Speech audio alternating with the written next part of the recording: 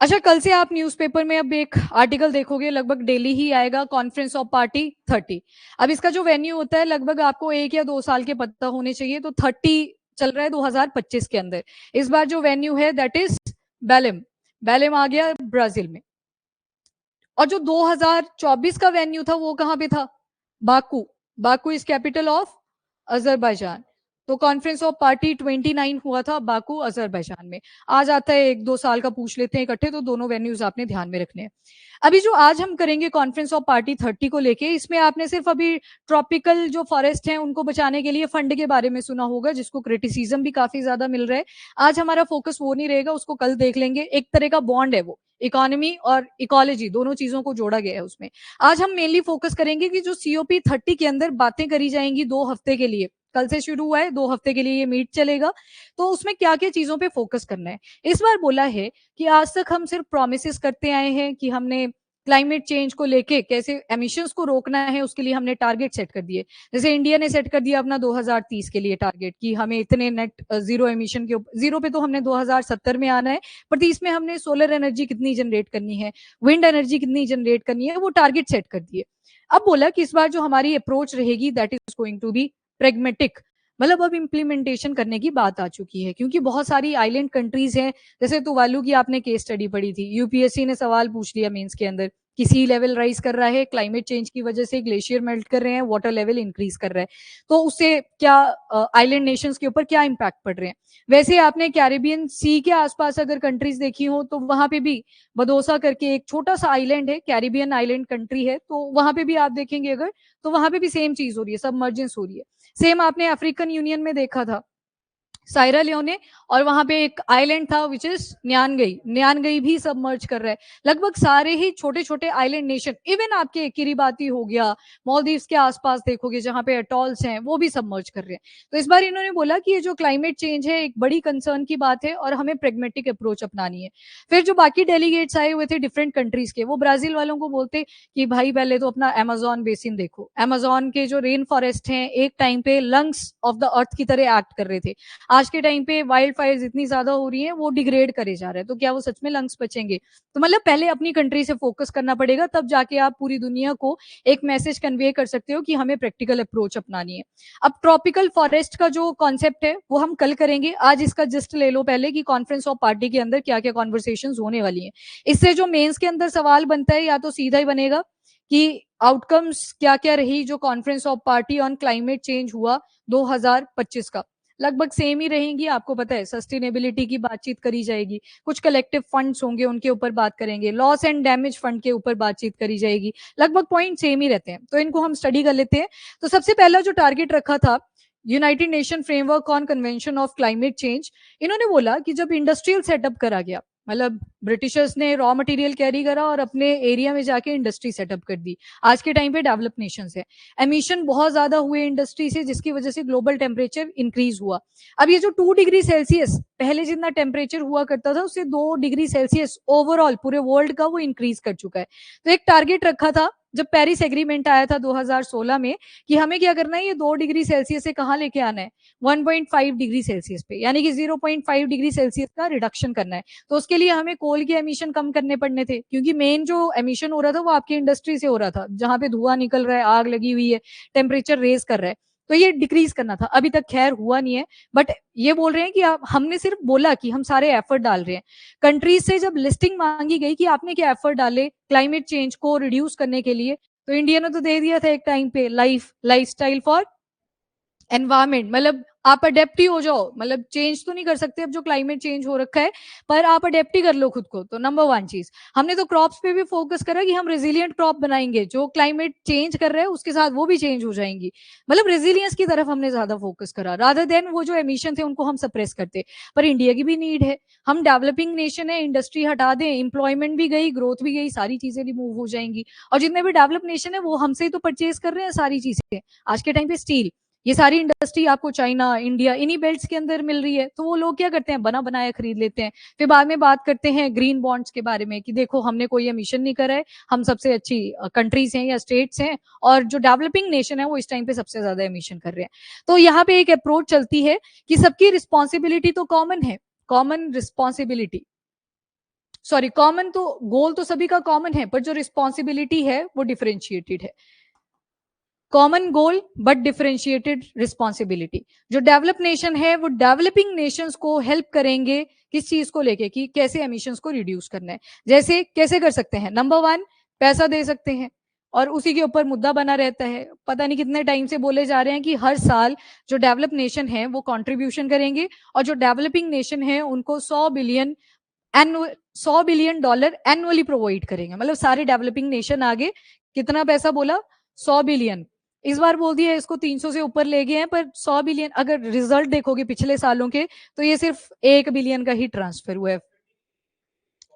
हाँ, COP30 मतलब जो डेवलपिंग नेशन है, कलेक्टिव ग्रुप बनाया, उन्होंने डिमांड रेज करी डेवलप नेशन से कि कॉमन गोल है, सभी का गोल एक ही है कि क्लाइमेट को हमने टैकल करना है, जो इतना ज्यादा चेंज हो रखा है, टेम्परेचर इतना रेज कर रखा है। पर जो रिस्पॉन्सिबिलिटी है वो सभी की डिफरेंट है। एमिशन, उसमें कोई दो राहे वाली बात नहीं है, कौन ज्यादा कर रहा है। इस टाइम पे डेवलपिंग नेशन सबसे ज्यादा एमिशन कर रहे हैं, पर उनको फंड चाहिए होंगे कि अगर टेक्नोलॉजी यूज करनी है तो उसके लिए कैपेसिटी बिल्डिंग लगेगी। कोल गैसिफिकेशन के बारे में आपने पढ़ रखा था, तो उसके लिए भी हमें कैपेसिटी बिल्डिंग भी चाहिए, प्लस हमें टेक्नोलॉजी भी खरीदनी पड़ेगी। तो उसके लिए डेवलपिंग नेशन चाहते हैं फ्रॉम द डेवलप नेशन कि आप हमें पैसा देते रहो, और हम भी क्या करेंगे, वो जो एमिशन है उनको रिड्यूस कर पाएंगे।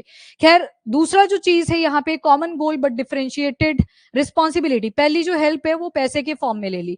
दूसरा मैंने आपको बताया कैपेसिटी बिल्डिंग, कि जो टेक्नोलॉजी उनके पास ऑलरेडी अवेलेबल है वो चीजें डेवलपिंग नेशंस को भी सिखाई जाए, नंबर टू चीज।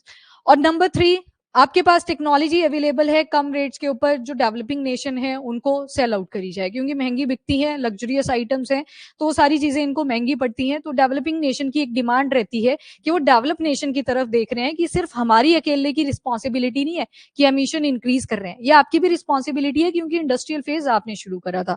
That is common goal, but जो रिस्पॉन्सिबिलिटी है वो सबकी डिफरेंशिएटेड है। डेवलप नेशन हेल्प करेंगे टू डेवलपिंग नेशन, ये मेन एम रहता है जो conference of party climate change के ऊपर फोकस करा जाता है। यहां तक क्लियर हुआ? अभी कुछ नहीं, हमने टच ही करा इसको, कुछ ना कुछ नई चीजें अपडेट होती जाएंगी जब आपकी ये कॉन्फ्रेंस ऑफ पार्टी चलती जाएगी जैसे जैसे आगे। तो अभी जो COP30 है, बैलेम ब्राजील में चल रहा है, और इम्प्लीमेंटेशन गैप्स बहुत ज्यादा रहे। बड़ी सारी स्कीम्स लेके आए, फंड्स लेके आए, प्रोटोकॉल्स लेके आए, पर इम्प्लीमेंटेशन कुछ नहीं हुई। पेरिस एग्रीमेंट, जिसमें सबसे ज्यादा फंड कॉन्ट्रीब्यूशन रहती है फ्रॉम, AC चला लो, इसको बंद कर दो, बड़ा शोर आता है इससे। कॉन्फ्रेंस ऑफ पार्टी, ओके, अब वापिस आ जाओ। इम्प्लीमेंटेशन गैप बहुत ज्यादा रहे, तो ऊपर से जो टेक्नोलॉजी होती है उनके भी प्राइसेस इंक्रीज कर जाते हैं, जैसे जैसे टाइम बढ़ता है वो अपग्रेडेड वर्जन ले आते हैं, फिर पुराने वहां पे बेच रहे होते हैं कि सस्ते में अपने को पड़ेंगे। अब ये सिग्निफिकेंस क्या है लोकेशन का, इस बार का जो वेन्यू है, तो अमेजोन बेसिन, अमेजोन के रेन फॉरेस्ट वहां पे आते हैं, जिन्हें लंग्स ऑफ द अर्थ कहते हैं। वाइल्ड फायर इतनी ज्यादा हुई, बहुत ज्यादा डैमेज यहाँ पे देखने को मिला। सबसे जो लार्जेस्ट कार्बन सिंक की तरह भी एक्ट करता है कोई forest, that is Amazon rain forest. Carbon sink कितना कर लेता है, अराउंड तो 150 टू 200 बिलियन टन्स ऑफ जो कार्बन है, इसको ये आराम से एब्जॉर्ब कर पाता है। तो मेन फोकस तो वहीं पे की है इस बार, पहले जहां पे ये मीटिंग थी, कि बातें करने से कुछ नहीं होगा। इस बार वेन्यू भी यहीं पे है, ब्राजील के अंदर सबसे बड़ा बेसिन भी यहीं पे है, क्लाइमेट चेंज से सबसे ज्यादा इंपैक्ट भी यही रीजन है। इवन अफ्रीकन यूनियन में भी आपको लश ग्रीन फॉरेस्ट मिला करते थे, आज के टाइम पे वहां पे भी डेजर्ट है। पर सॉइल, जो आपने टेक्नोलॉजी पढ़ी थी सॉइलिफिकेशन, याद है, उसका यूज कर रहे हैं अफ्रीकन यूनियन में भी, और थोड़ी थोड़ी जो ग्रीनरी आपको आज के टाइम पे दिखेगी अफ्रीकन यूनियन में। तो मतलब यहाँ पे मेन फोकस यही कर रहा है कि जो चीजें अभी है उनको तो बचा लो, बाकी चीजें देख लेंगे, प्रैक्टिकल अप्रोच हम अपना लेंगे। डिफॉरेस्टेशन की सबसे बड़ी प्रॉब्लम हो रखी है, डेवलपमेंट के नाम पे ट्राइबल्स को बाहर निकाला जाता है। वैसे ट्राइबल जैसे आप इंडिया में पढ़ते हो, वैसे ही आपके साउथ अमेरिकन कंट्रीज में भी बहुत सारे मिलते हैं, तो उनको बाहर निकाला जाता है। लैंड यूज चेंज हो चुका है, इंडस्ट्रियल सेटअप करा जा रहा है जो एक टाइम पे फॉरेस्ट के पर्पज से यूज हो रहा था। तो ये सारी चीजें हैं जो ब्राजील या फिर साउथ अमेरिका के अंदर चेंजेस हुए हैं। ये आ गया ब्राजील, और यहाँ जैसे लोकेटेड है आपका बैलेम, जहां पे ये मीटिंग चल रही है कॉन्फ्रेंस ऑफ पार्टी 30। तो अमेजोन रिस्क पे है। इक्विटी और इंक्लूजन चैलेंज, अभी इक्विटी की बात करी है, लग गया ना पता, common goal but differentiated responsibility, equity equality, तब तो सब में फंड बराबर बंटेगा। पर यहाँ पे बोला जो डेवलप नेशन है वो प्रोवाइड करेंगे टूवर्ड डेवलपिंग नेशन, उनको हेल्प करेंगे डेवलप नेशन। और उसके बाद मॉरल इंप्लीकेशन, क्रेडिबिलिटी नहीं बची है। सबसे बड़ी प्रॉब्लम अगर साउथ अमेरिका की देखें, या फिर नॉर्थ अमेरिका को भी देखोगे, नॉर्थ अमेरिका ज्यादा डेवलप है, पर यहाँ पे जो डेवलपमेंट है उतनी ज्यादा नहीं मिलेगी। लॉजिस्टिक बैरियर भी बहुत ज्यादा है, बीच में बड़ी बड़ी वाटर बॉडीज आ जाती हैं, और ऊपर से इनकम इतनी जनरेट नहीं हो पाती इन कंट्रीज की, कनेक्टिविटी उतनी स्ट्रांग नहीं है जितनी नॉर्थ अमेरिका की बन जाती है। इसके बाद इम्प्लीमेंटेशन पे फोकस करने की बात करी है, और इस बार बोला कि हम क्या करेंगे, ग्लोबल स्टॉक टेक पे फोकस करेंगे। ये ग्लोबल स्टॉक टेक क्या होता है? अब मतलब जो भी किसी कंट्री ने एबीसीडी टारगेट रखे, कितने एमिशन हमने रिड्यूस करने हैं, वो हर 5 साल के गैप पे रिव्यू करे जाएंगे। एक कंट्री होगी, वो अपना एक बोर्ड ऑफ मेंबर बनाएगी, जो हर 5 साल के गैप पर बीच में याद करवाती रहेगी उस कंट्री को कि याद रखो एमिशन भी रिड्यूस करने थे। तो हर 5 साल के गैप पे उनको रिव्यू करवाती रहेगी। क्लाइमेट जो गोल्स लिए हुए थे कंट्रीज की, असेसमेंट करेगी कि कितनों ने रिड्यूस करे, एंड आइडेंटिफाई करेगी कि इनको कहाँ पे गैप या लैग्स आ रहे हैं, इस कंट्री को क्यों ये अपने एमिशन को रिड्यूस नहीं कर पा रहा है, तो उसके ऊपर फोकस रखेगा। ये guided by global stock take. Global stock take एक बोर्ड ऑफ मेंबर रहेगा जो चेक करेगा बाकी कंट्रीज को कि अगर ये एमिशन के टारगेट रखे थे उसको अचीव नहीं कर पाए तो क्यों नहीं कर पाए, तो वो जो गैप्स होंगे, लैग्स होंगे, उनको कौन फिलफिल करेगा। यही guided by global stock take. फिर डेवलप नेशन से डिमांड रेज करी जाएगी कि आप इनको फंड्स वगैरह सैंक्शन कर दो, कि ये रीजंस हैं। बाकी पेरिस एग्रीमेंट की मैं बात कर रही थी उस टाइम पे, तो 2016 में आया। यूएस सबसे ज्यादा कंट्रीब्यूशन करता है पेरिस एग्रीमेंट के अंदर, मतलब फंड वाइज अगर देखें। फिर ट्रंप का काल आता है दोबारा से, और ट्रंप ने बोला कि हम जाते हैं पेरिस एग्रीमेंट से, कुछ नहीं होता क्लाइमेट चेंज, ये ऐसे ड्रामे करते रहते हैं जो बाकी कंट्रीज है। अब देखो नॉर्थ अमेरिका है, बढ़िया टेम्परेचर रहता है वहां पे, तो उनको क्लाइमेट चेंज की उतनी प्रॉब्लम नहीं आ रही जितनी बाकी कंट्रीज में आ रही है। तो वालू आपके सामने का एग्जाम्पल है। उनको कौन से वाली ट्रीटी थी जो साइन करी गई थी? एफ से थी। हाँ, जो ऑस्ट्रेलिया और न्यूजीलैंड की तरफ फेलिसिपी ट्रीटी, वो तो वालों ने साइन करी है कि हो सकता है कल को हम डूब जाएं तो हमारे लोगों के लिए जगह होनी चाहिए रहने के लिए। तो ऑस्ट्रेलिया और न्यूजीलैंड के साथ ऐसी ट्रीटी साइन कर रहे हैं। तो मतलब क्लाइमेट चेंज एक्चुअल में एग्जिस्ट कर रहा है। फिर आप ग्लेशियर्स पढ़ रहे हो, इवन 2025 भी किसका है? International year of glacier, United nation general assembly ने जिसे अनाउंस करा था। तो उन्होंने भी यही बोला है कि ग्लेशियर मेल्ट कर रहे हैं, सच में ही क्लाइमेट चेंज अपने को देखना पड़ेगा। देन कॉन्फ्रेंस ऑफ पार्टी 30 के इस बार फोकस एरिया क्या क्या रहने वाले हैं? तो एनर्जी है, इंडस्ट्री है, ट्रांसपोर्ट ट्रांजिशन है। ट्रांसपोर्ट एंड ट्रांजिशन, क्यों इलेक्ट्रिकल व्हीकल्स पे इतना ज्यादा फोकस करा जा रहा है? क्योंकि जब फ्यूल बर्न करता है तो एमिशन बहुत ज्यादा होता है, ग्लोबल टेम्परेचर को राइज करने में वो भी कॉन्ट्रीब्यूशन करता है। एनर्जी सेक्टर के ऊपर क्यों फोकस कर रहे हैं? अगर कोल का सबसे ज्यादा यूज देखा जाए थ्रू आउट वर्ल्ड, इस टाइम पे इंडिया फर्स्ट रैंक पे है। हम सबसे ज्यादा कोल यूज करते हैं, इंपोर्ट भी कर रहे हैं डिफरेंट कंट्री से, और यूज भी कर रहे हैं नंबर 1 पे, मतलब रैंकिंग हमारी फर्स्ट पे है। देन इंडस्ट्रियल सेटअप, इंडस्ट्री में भी टेक्नोलॉजी इंट्रोड्यूस करनी पड़ेगी। क्या रीजन था? यही रीजन था, एमिशन बहुत ज्यादा हो रहे हैं। कोल गैसिफिकेशन आपने देखी कि चलो ठीक है आपने कोल यूज करना है आप करिए, पर उसे आप हाइड्रोजन प्रोड्यूस कर सकते हो। पर बैरियर कहाँ पे आ गया? वो मशीन इतनी महंगी पड़ेगी कि उसको खरीदने के लिए भी पैसा चाहिए। तो अगेन हम डेवलप नेशन की तरफ देखेंगे कि आप इसी के अंडर हमें ये टेक्नोलॉजी प्रोवाइड कर दीजिए। तो ये सारी चीजें जिनके ऊपर इस बार फोकस करा जाएगा, ये तो होगी मैंडेटरी, जिसकी वजह से एमिशन बहुत ज्यादा हो रहे हैं। अब वो चीजें जो इसको सपोर्ट कर सकती हैं, एमिशन को कंट्रोल कर सकती हैं। अब रोड की साइड में आप देखते हो पेड़ वगैरह लगाए होते हैं, तो वो नॉइस को भी एब्जॉर्ब करते हैं नंबर 1, और जो धूल मिट्टी होती है वो बाकी के एरिया में नहीं जाती है, वो पेड़ों के ऊपर ही एब्जॉर्ब हो जाती है। एंड नंबर 3, कार्बन सिंक की तरह पेड़ भी एक्ट कर रहे हैं। जब फोटोसिंथेसिस होती है तो वो कार्बन डाइऑक्साइड को अंदर लेते हैं और ऑक्सीजन को बाहर छोड़ते हैं। ह्यूमंस के केस में उल्टा हो जाता है, कार्बन सिंक की तरह भी एक्ट करते हैं। फॉरेस्ट हो गए, ओशन भी आपके कार्बन सिंक की तरह एक्ट करते हैं। जो 50% ऑफ कार्बन सिंक है वो कहाँ पे है? आपका ओशन में ही है। एंड बायोडाइवर्सिटी पे फोकस करना है। जहां पे क्लाइमेट चेंज होगा, हमने तो कर लिया लाइफस्टाइल फॉर अडेप्टेशन की, हम अडेप्ट हो जाएंगे जैसे जैसे क्लाइमेट चेंज हो रहा है, पर सारी स्पीशीज नहीं कर पाएंगी। कोई वल्नरेबल है, कोई आज के टाइम पे एंडेंजर हो रखी है, कोई क्रिटिकली एंडेंजर है, और कईयों की एक्सटिंक्शन आ चुकी है। और जब एक्सटिंक्शन हो जाती है तो उसके बाद रिवर्स एक्सटिंक्शन करने की ट्राई करते हैं, डी एक्सटिंक्शन जिसको बोलते हैं, कि दोबारा से उनको रिवाइव करेंगे वही सेम स्पीशी। व्हाइट वुल्फ का आपने कॉन्सेप्ट सुना होगा। Then transformation of food system, food system का भी ट्रांसफॉर्मेशन करना है। इंडिया के बिहाफ पे ही ये स्टेटमेंट आ जाती है। पराली जलाई जाती है बहुत ज्यादा, उससे भी बहुत धुआं उठता है। पंजाब वाले एरिया में उतना ज्यादा नहीं होता, पर हवाओं का जो रुख बदलता है वो फिर से दिल्ली की तरफ जाता है, और वहां का एयर क्वालिटी इंडेक्स और भी वर्सन कर जाता है। हाँ, वो गर्मियों में आता है, अभी वेस्टर्न डिस्टर्बेंसेस की वजह से जो होता है उस वाले की बात करी मैंने। एंड रेजिलियंस इन सिटीज, आपने एक एसडीजी भी पढ़ा था, सस्टेनेबल डेवलपमेंट गोल नंबर 11 जिसमें सस्टेनेबल सिटीज एंड कम्युनिटीज की बात करी गई है। और इवन आपने एक दिन क्रिएटिव सिटीज का भी कॉन्सेप्ट किया था, याद है, लखनऊ को ऐड कर दिया है गैस्ट्रोनॉमी में। तो आपने क्या देखा था, जो कल्चर होता है, जो हमारी क्रिएटिविटी होती है, वो भी अर्बन डेवलपमेंट में पार्टिसिपेशन करती है। कल्चरल इंडस्ट्री यहाँ पे सेटअप होगी तो वो सारी चीजें भी फोकस करती हैं। इसी वजह से एसडीजीज को हमने अलाइन करना है along with the conference of party. Then human and social development, biodiversity को कंजर्व करना है तो उसमें ह्यूमन बींग्स का भी एक इंपॉर्टेंट रोल आता है। जब आपने बायोस्फीयर रिजर्व के बारे में पढ़ा था तो उसमें आया था ना एक फैक्टर कि बायोडाइवर्सिटी को कंट्रोल करने में कम्युनिटी कितना इंपॉर्टेंट रोल प्ले करती है, वो कोल्ड बायोस्फीयर रिजर्व से देखा जा सकता है। यही स्टेटमेंट बोली गई थी जब यूनेस्को में वो चीज डेजिग्नेट करी। उसके बाद इम्प्लीमेंटेशन सपोर्ट, अब ये इम्प्लीमेंटेशन करनी है, जब आपने ये सारी चीजें इनको कंट्रोल करना है तो आपको सपोर्ट लगेगा किसका, डेवलप नेशंस का, जब ये डेवलपिंग नेशन अडॉप्ट करेंगी। मिटिगेशन, या तो आप रिड्यूस करेंगे या फिर अडेप्टेशन करेंगे। अडेप्टेशन के भी अगर एफर्ट डालने हैं तो उसमें भी पैसा चाहिए होगा हर कंट्री को, तो वहां पे सपोर्ट रहेगा फ्रॉम द डेवलप नेशन, जो कि नहीं आता है, अभी आ रहा है आपके पास ग्राउंड रियलिटी। इस तरह से यूनिटी दिखाई गई कि हम सारे एक हैं। बाकी ये आपके सस्टेनेबल डेवलपमेंट गोल्स आगे, ये वाला गोल यहाँ पे सबसे ज्यादा प्रायोरिटाइज करा गया, which is sustainable cities and communities. और दूसरा जो फोकस आ रहा है बार बार घूम फिर के, विच इज क्लाइमेट चेंज। पहला टारगेट बोला एनर्जी में और इंडस्ट्री में, ये सारे सेक्टर्स में हमें फोकस करना पड़ेगा, ट्रांजिशन करना पड़ेगा, अफोर्डेबल एंड क्लीन एनर्जी। उसके बाद बायोडाइवर्सिटी को प्रोटेक्ट करना है तो life below water, life on land. और क्या हम बोल सकते हैं जो कॉन्फ्रेंस ऑफ पार्टी है वो एसडीजी 17 को शो करता है, तो आंसर इज यस, क्योंकि 17 बात करता है पार्टनरशिप की। अगर एक कंट्री अकेले अपना गोल अचीव नहीं कर पा रही है तो बाकी कंट्रीज उनको सपोर्ट करेंगे, बस आप एक बार बोलो उनको कि हमें आपकी हेल्प चाहिए। चलो ठीक है, नेक्स्ट आ जाते हैं। बाकू टू बैलम, बाकू बताया गया है जो कॉन्फ्रेंस ऑफ पार्टी 29 हुई थी अजरबैजान में, और बैलम मतलब 2025 का जो रोड मैप है उसके ऊपर फोकस करा, बड़ी सारी गाइडलाइंस आई। और ये देख लो एटलीस्ट कितना पैसा बोला गया है 2035 तक।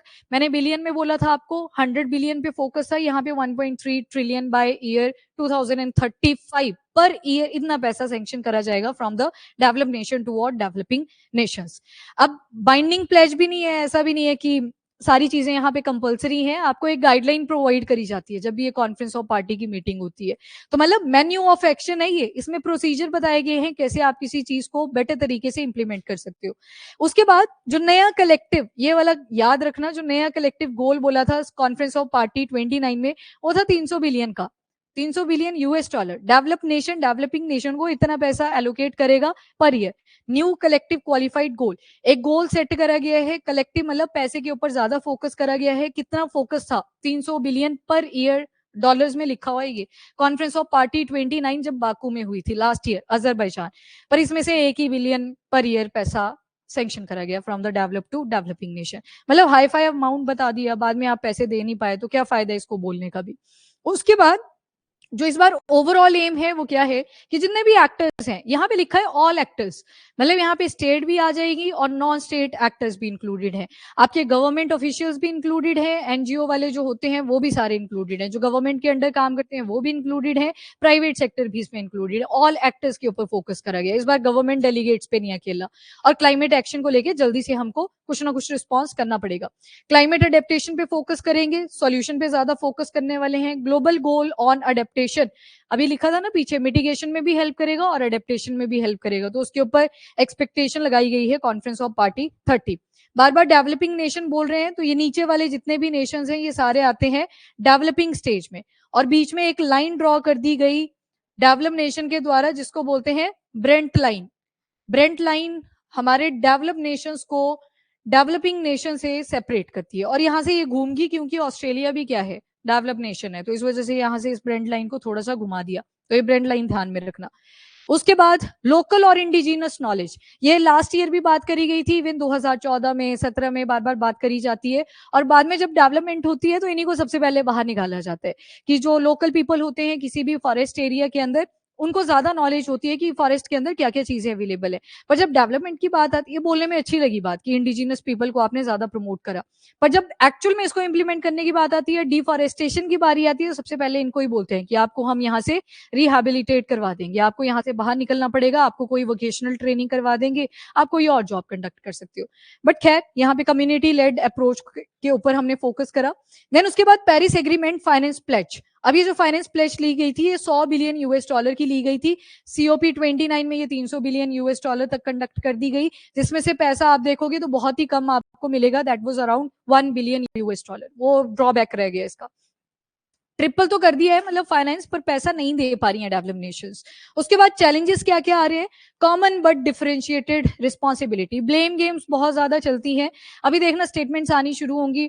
ट्रम्प तो खैर पेरिस एग्रीमेंट से एब्सटेन कर चुके थे, वो बोलेंगे कि ये जो डेवलपिंग नेशन है बस इन्हीं को नहीं अप्रोच अडॉप्ट करने आ रही है और बाकी वैसे भी क्लाइमेट चेंज कुछ नहीं होता है, ये ट्रम्प का मानना है। पर वहीं पे बिडेन की जब टाइम पीरियड था तो उनकी जो अप्रोच थी वो कैपिटलिस्टिक नहीं थी, वो थोड़े सोशलिज्म को भी मर्ज करके ही चलते थे, तो उनका फोकस था क्लाइमेट चेंज के ऊपर।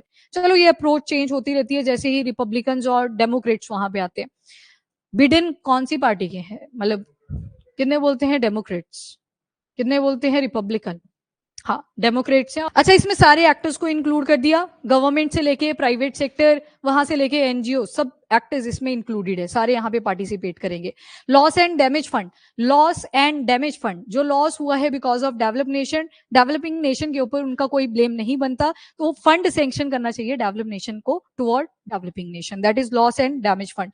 1 billion versus annual need of 100 of billions, बोला ना पीछे 100 बिलियन से 300 बिलियन लेगी कॉन्फ्रेंस ऑफ पार्टी 29 में, पर जो एलोकेट करा गया, जो रिसीव हुआ है वो सिर्फ 1 बिलियन यूएस डॉलर, उससे भी कम हुआ है इवन। तो ये सारे ड्रॉबैक्स हैं जो आपको देखने को मिलेंगे फ्रॉम द डेवलप नेशन। बाद में चैलेंजेस क्या हैं वो मैंने आपको बता दिए। लॉस एंड डैमेज फंड के ऊपर आपने फोकस रखना है। 300 बिलियन ये दिखाया गया है कि 1.3 ट्रिलियन पर ईयर तक तो हम जा रहे हैं, पर पिछला तो देख लो पहले 1 बिलियन यूएस डॉलर, जो बहुत कम था इफ कंपेयर टू जो फ्यूचर की अप्रोच हम रख के चल रहे हैं। बाकी ये बैलेंस सिटी दिखाई हुई है जो ब्राजील की है। Fair transition to net zero, सभी ने अपने अपने टारगेट्स रख लिए हुए हैं कि solar energy, wind energy, hydro electricity, इन सबके माध्यम से कोल एमिशन को हम रिड्यूस करेंगे और एक बेटर एनवायरमेंट की तरफ जाएंगे, यानी कि अफोर्डेबल एंड क्लीन एनर्जी की तरफ स्विच है।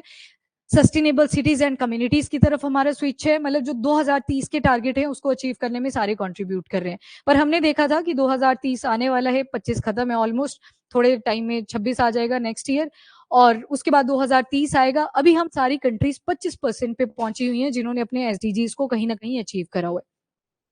नॉर्थ साउथ कोलेबोरेशन, समझ के ना, अब नॉर्थ वाला पार्ट डेवलप नेशन की बात करी गई और जो साउथ वाला पार्ट है ग्लोबल साउथ जो डेवलपिंग नेशन है उनकी बात करी गई।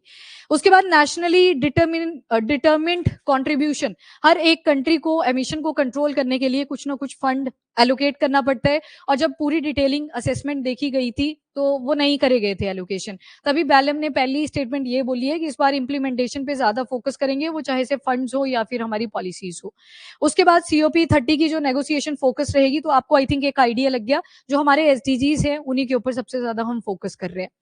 देन इंडिया की प्रायोरिटी किस किस चीज पे रहेगी? तो सबसे पहले तो हम यही वाली स्टेटमेंट बोलते हैं लगभग हर साल, कॉमन बट डिफरेंशिएटेड रिस्पॉन्सिबिलिटी। हम इस स्टेटमेंट से क्यों शुरू करते हैं? क्योंकि हमारा जो पास्ट है वो कैसा रहा था, कॉलोनियल, हम उनको याद करवाने की ट्राई करते हैं कि आपने पहले इंडस्ट्रीज बनाई थी, यहाँ से रॉ मटेरियल उठा उठा के, यहाँ से इकोनॉमी को ड्रेन कर करके, इसी वजह से हमारी स्टेटमेंट भी यहीं से शुरू होती है।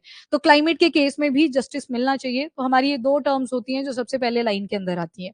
उसके बाद जो डेवलप नेशन है, सबसे ज्यादा रिडक्शन है वो इन्हीं का फोकस होना चाहिए कि कैसे रिड्यूस करना है, क्योंकि आप डेवलप हो चुके हो, तो ये मेन एम्फेसाइज इंडिया करता है।